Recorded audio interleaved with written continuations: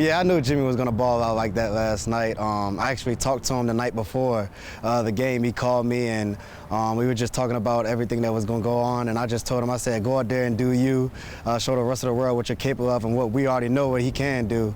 We were about 12 deep in my dorm room. I put it up on my laptop and hooked it up to my TV, so everyone was in there. Half the team was in my dorm room watching it, so it just showed. I was just so proud of him, and he knows that. I got to play with Raven, I got to play with Jimmy, obviously. I got to play with Andrew, and I got to play with Ish. Obviously Jimmy was the superstar tonight, but, other guys had extremely well nights. Andrew Anchor had a good night, Ish had a good night, as well as Raven. He had a forced fumble as well. So, as I'm watching, I'm really looking at this film. I'm really looking on TV, and especially the Redskins versus Cleveland Browns game. I'm really watching Ish go against Jimmy. And then on the D-line, I'm looking at Andrew Anchor, and I'm looking like, wow, these are my former teammates, and they're in the NFL right now living out their dreams.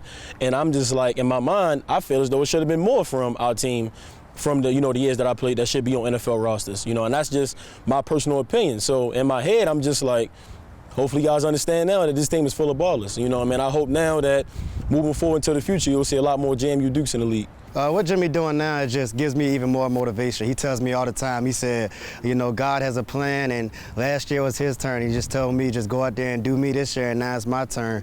And it just gives me so much motivation just to see him go do that. And, the rest of the guys in the locker room, they just, hype me up and tell me, man, you're going to be in the same shoes as Jimmy next year. Hopefully everything works out. And I just try to take it one practice at a time, one game at a time, and just, just go out there and play to the best of my ability.